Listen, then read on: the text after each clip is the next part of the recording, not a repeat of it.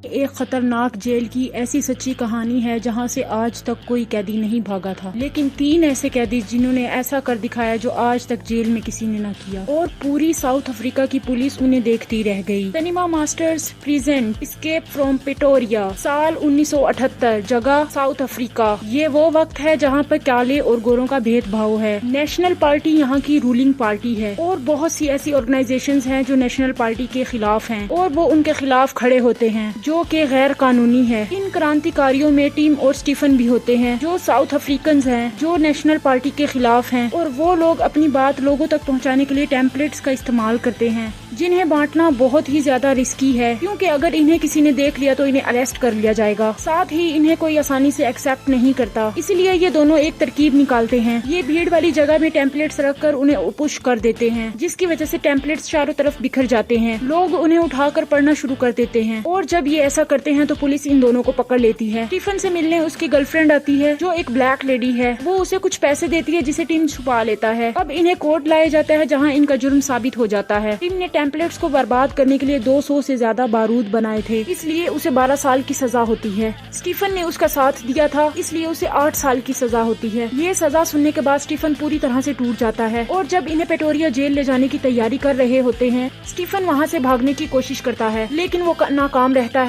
लेकिन वो पकड़ा जाता है, जिसके बाद उसे बहुत बुरी तरह मारा जाता है। दोनों को अब प्रिटोरिया जेल ले आए हैं, जहाँ जेल का वार्डन, जहाँ सब उसे कैप्टन कहते हैं, वो इनको जेल के रूल बताता है। साथ ही कहता है कि तुम देशद्रोही हो क्योंकि तुम दोनों व्हाइट हो, और व्हाइट होने के बाद भी तुम लोग हमारे खिलाफ हो और ब्लैक लोगों का साथ देते हो। अब इन दोनों को जेल के अंदर लाया जाता है। टिम जेल के कोने को बहुत अच्छे से देखता है। इसके बाद उन्हें आमने सामने की सेल में बंद कर दिया जाता है। गार्ड इन्हें बताता है कि अगर आपने अपने सेल में गंदगी की तो इसकी तुम्हें सजा मिलेगी। ये कहकर वो वहाँ से चला जाता है, और ये दीवार को नोक करके एक दूसरे से बातें करते हैं। अगली सुबह जब ये खाना खाने जाते हैं तो देखते हैं यहाँ पर कुछ कैदियों ने ब्लू कलर की ड्रेस पहनी है, जबकि उनकी ग्रे होती है। टिम खाना लेकर ब्लू कैदियों के पास जाता है जो उसे घूर घूर कर देख रहे होते हैं। तभी उसके पीछे एक बूढ़ा आदमी आता है जो उसे अपने साथ चलने को कहता है और एक अलग टेबल पर ले जाता है। उसका नाम टेनिस गोल्डबर्ग है, जो कि एक पॉलिटिकल प्रिजनर है और उसे उम्र कैद की सजा हुई है। यहाँ हमें स्टीफन को दिखाया जाता है जो खाना लेकर नीले कैदियों के पास बैठने ही वाला होता है, तो ग्रे ड्रेस वाले सब इशारा करके उसे समझा देते हैं कि वहाँ पर बैठना खतरनाक है, और अब वो भी टिम और टेनिस के पास आ जाता है। टेनिस बताता है ये जितने भी ब्लू वर्दी वाले कैदी हैं ये सब खूंखार हैं, इन्होंने कत्ल और बड़े बड़े जुर्म किए हैं जिनकी सजा में आए हैं। अब यहाँ पर एक ब्लैक कैदी ने आवाज की होती है, इसलिए गार्ड आकर उसे बुरी तरह से मारते हैं। ब्लू ड्रेस वाले कैदी ये सब एंजॉय करते हैं, जबकि ग्रे ड्रेस वाले ये सब अच्छा नहीं लगता। अगली सुबह जब टिम और स्टीफन बाहर होते हैं तो उनके साथ टेनिस भी होता है। टेनिस इनको बताता है कि यहाँ की दीवारें 20 फुट ऊंची हैं,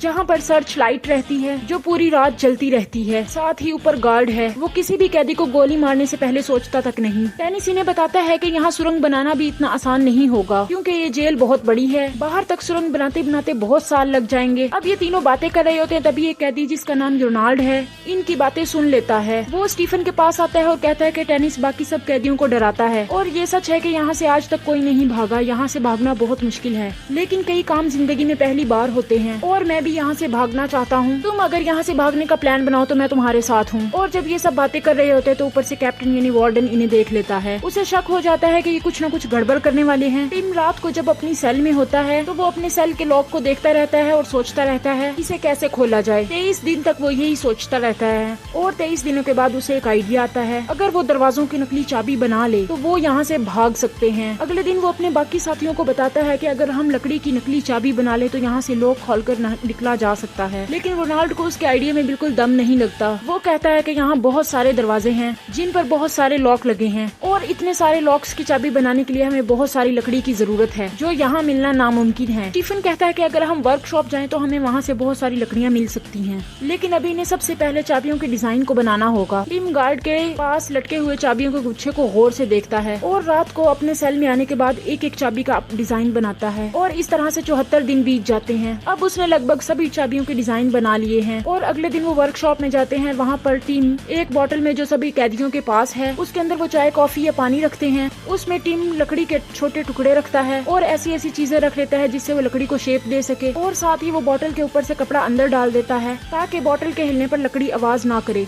तभी वहाँ पर गार्ड आ जाता है। उसे टिम पर शक हो जाता है, इसीलिए जब इनका अपने सेल में जाने का वक्त होता है तो गार्ड इन सब की बोतल्स को चेक करता है और टिम की बोतल से सारा लिक्विड निकाल देता है और बोतल को हिलाता है, लेकिन कपड़ा अंदर होने की वजह से कोई आवाज नहीं आती और इस तरह से टिम यहाँ से बच जाता है। टिम अपने सेल में आने के बाद सभी चीजों को बाहर निकालता है। वो लकड़ी के टुकड़ों से चाबी की एक शेप बनाता है और ग्लू से चिपकाता है। उसके पास एक फाइल होती है जिससे वो चाबी के दांत बनाता है। चाबी बनकर तैयार हो गई और वो अपने सेल के फर्स्ट डोर के अंदर चाबी को डालता है। वो चाबी को घुमाता है लेकिन चाबी अच्छे से नहीं घूमती और जब वो थोड़ा जोर लगाता है तो चाबी घूम जाती है और दरवाजा खुल जाता है। पर अभी भी उसके सामने एक दूसरा डोर है जो स्टील का है। इसका लॉक सिर्फ बाहर से खुल सकता है। इसकी चाबी अभी उसने नहीं बनाई। अगले दिन वो गार्ड को बड़े ध्यान से देखता है जिसके पास चाबियों का गुच्छा है और जल्द ही वो उस चाबी को भी बना लेता है। आज उसे यहाँ पर पूरे 100 दिन हो चुके हैं और अब वो यहाँ पर ज्यादा दिन नहीं रहना चाहता। अगले दिन वो स्टील के डोर वाली चाबी को टेस्ट करते हैं। स्टीफन गार्ड पर नजर रखता है और टीम उस चाबी को टेस्ट करता है। वो चाबी को घुमाने की कोशिश करता है लेकिन उसका शेप जो है वो परफेक्ट नहीं बना,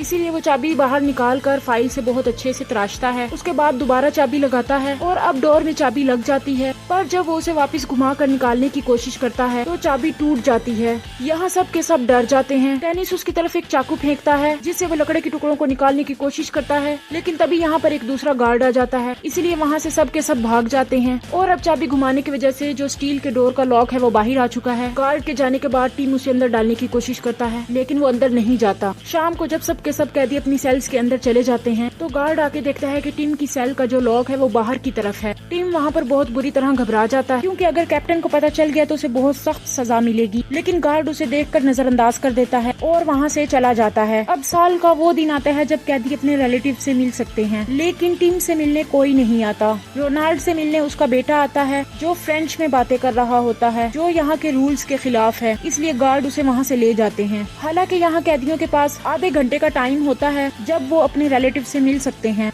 लेकिन फ्रेंच में बातें करने की वजह से उसे वक्त से पहले वहाँ से निकाल दिया जाता है। इन्हें जेल में आज पूरे 142 दिन हो गए हैं। उन्हें समझ में नहीं आ रहा होता कि बाहर जो स्टील का दरवाजा है वो उसे कैसे खोले। रोनाल्ड को एक आइडिया आता है, रस्सी के सहारे हम चाबी को लॉक तक पहुंचा सकते हैं। टीम कहता है कि लॉक तक तो पहुंचाया जा सकता है लेकिन रस्सी के सहारे हम उसे घुमा नहीं सकते। तभी यहाँ पर कैप्टन आ जाता है। जब वो इन तीनों को बातें करते हुए देखता है तो उसे इन पर एक बार फिर से शक हो जाता है और ये कैप्टन से कहते हैं कि हम काम के बारे में डिस्कशन कर रहे थे। कैप्टन के जाने के बाद स्टीफन वहाँ पर झाड़ू के पीछे लगे हुए एक स्टिकर को देखता है और कहता है कि अगर हम चाबी को स्टिक में फंसा दें तो हम उस स्टिक के सहारे चाबी को लॉक तक पहुँचा सकते हैं। पर उनके पास जो स्टिक होती है उसकी लेंथ छोटी है और साथ ही उन्हें चाबी घुमाने के लिए इसमें एक ऐसे मैकेनिज्म को लगाना होगा कि ये उस चाबी को घुमा सके। अगले दिन ये सब के सब फिर से वर्कशॉप पर जाते हैं। वहाँ पर टीम देखता है कि एक मशीन घूम रही है और वो उस मशीन से इंस्पायर्ड होकर उसी तरह के मैकेनिज्म को बनाता है और अपने सेल में उस चाबी को मैकेनिज्म में फंसाकर स्टिक के सहारे उस चाबी को होल तक ले जाता है जो स्टील के गेट का होल है और चाबी को अंदर डालने के बाद उसे घुमा देता है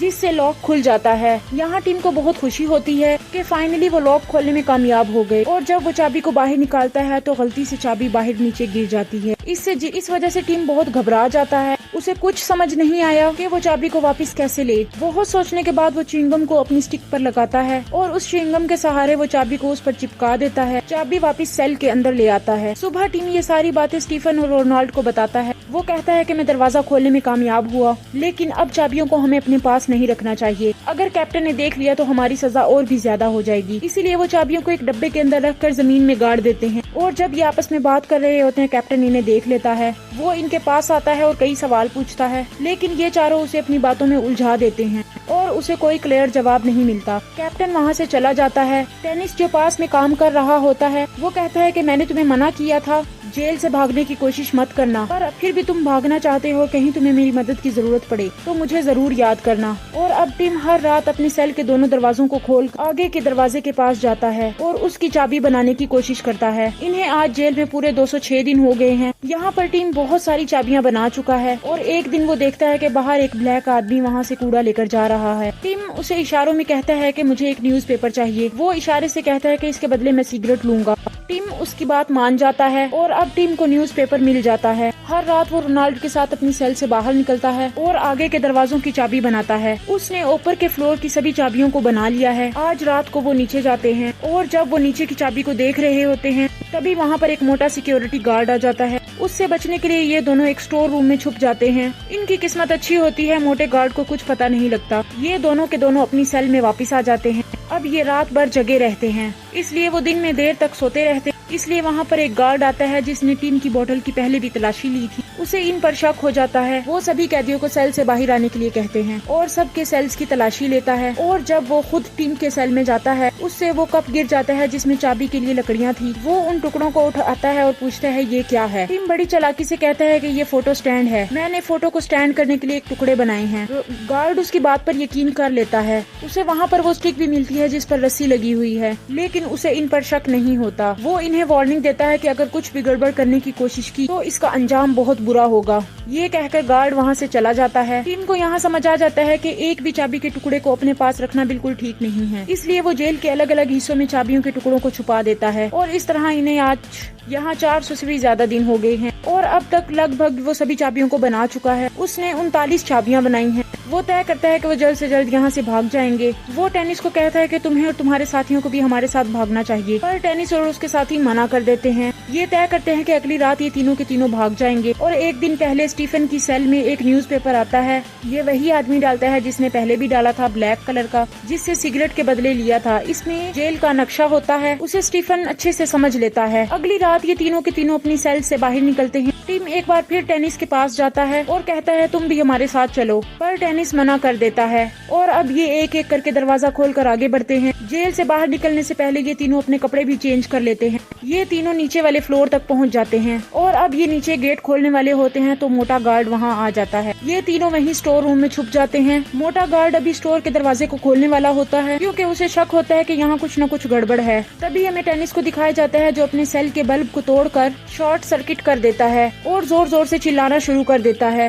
इसलिए गार्ड को ऊपर जाना पड़ता है। इन तीनों की जान बच जाती है। दरअसल ये इनके प्लान का हिस्सा था। जब भी ये स्टोर में जाएंगे तो ऊपर से टेनिस किसी भी तरह गार्ड को अपनी तरफ बुलाने की कोशिश करेगा और ये तीनों यहाँ से आगे बढ़ जाएंगे। गार्ड जब ऊपर जाता है तो ये तीनों यहाँ से निकल जाते हैं। अब वो उस डोर तक पहुँच जाते हैं जो इलेक्ट्रिक डोर है। इसे इन्हें बटन से खोलना होगा, नहीं तो अलार्म बज जाएगा। बटन होता है गार्ड के रूम में। रोनाल्ड कहता है कि मैं गार्ड के रूम में जाके बटन को ऑन करता हूँ, वैसे डोर खुल जाएगा और हम यहाँ से निकल जाएंगे। रोनाल्ड ऐसे ही करता है। वो बटन दबाता है और इलेक्ट्रिक डोर खुल जाता है। और अब इनके सामने एक आखिरी डोर है। वो उस डोर के होल से देखते हैं बाहर एक मेन गेट है जो खुला है। गेट के बाहर सड़क होती है, यानी कि इनकी आजादी। ये सब एक दूसरे के गले मिलते हैं और अब टीम एक एक करके सब चाबियां लगाता, लेकिन किसी भी चाबी से ये गेट नहीं खुलता क्योंकि इन्होंने इसकी चाबी नहीं बनाई थी। पहली बार ये तीनों की तीनों यहाँ तक पहुँचे हैं। टीम कहता है कि हमें वापस जाना होगा और इस डोर की भी चाबी बनानी होगी। रोनाल्ड कहता है कि हम ऐसा नहीं कर सकते, भले मेरी जान क्यों न चली जाए, मैं यहाँ से वापस नहीं जाऊंगा। और अब रोनाल्ड वहाँ बहुत ध्यान से लॉक को देखता है। वो देखता है कि लॉक एक लकड़ी के अंदर जा रहा है, यानी कि उसे तोड़ा जा सकता है और वो उसे तोड़ने की कोशिश करता है जिससे बहुत ज्यादा शोर होता है। टीम डर जाता है। वो अंदर गार्ड को देखता है लेकिन गार्ड ने अब तक ये आवाज नहीं सुनी थी। वो रोनाल्ड के पास वापस आता है और अब तक उसने काफी हद तक डोर तोड़ लिया है। टीम कहता है कि हमें इसे पूरा तोड़ना चाहिए। इसके बाद वो उस पर कुछ और वार करते हैं जिससे वो गेट भी खुल जाता है। ये सबसे पहले अपने कपड़ों को बदलते हैं। सामने इनकी आजादी है। अब ये धीरे धीरे आगे बढ़ना शुरू करते हैं। ऊपर 10 फुट की वॉल पर जो एक गार्ड होता है वो इन्हें देख लेता है, लेकिन उसके देखने से पहले ही टीम उसे देख लेता है और ये तीनों एक दीवार के पीछे छुप जाते हैं। एक मिरर से वो उन पर नजर रखते हैं और जैसे ही गार्ड वहाँ से जाता है ये तीनों के तीनों जेल से बाहर निकल आते हैं। रास्ते में इनके सामने कुछ गार्ड्स भी आते हैं जो इन्हें पहचान नहीं पाते। अब ये तीनों के तीनों एक टैक्सी स्टैंड पर जाते हैं जहाँ पर ये एक टैक्सी को हायर करते हैं और इस जगह से निकल जाते हैं। अगली सुबह गार्ड को जेल में पता चल जाता है कि ये तीनों यहाँ से भाग गए हैं, जिससे वो काफी डर जाते हैं क्योंकि इनकी नौकरी अब खतरे में है। बाकी सभी कैदी इन पर हंस रहे होते हैं क्योंकि इन तीनों ने वो कर दिखाया जो आज तक इस जेल में किसी ने नहीं किया। अब ये तीनों के तीनों यहाँ से भागकर कई बॉर्डर्स क्रॉस करके अपनी जगह पर वापस पहुँच जाते हैं और एक बार फिर से काले और गोरों के भेदभाव के मिशन में लग जाते हैं। वहीं टेनिस जो अब भी जेल में होता है उसे 22 सालों के बाद रिहा किया जाता, यानी कि सन 1992 में, क्योंकि ये वो दिन था जब पूरी दुनिया में काले और गोरों के भेदभाव को हमेशा के लिए खत्म किया गया था। सन 1994 में नेल्सन मंडेला अमेरिका पहले ब्लैक प्रेसिडेंट बने। ये थी पूरी कहानी एस्केप फ्रॉम प्रेटोरिया की, जो रियल स्टोरी है। उम्मीद करती हूँ आपको ये स्टोरी बहुत पसंद आई होगी और अगर आपको वीडियो पसंद आई है तो लाइक करें, हमारे चैनल को सब्सक्राइब करना मत भूलिएगा। Bye bye, see you in next video.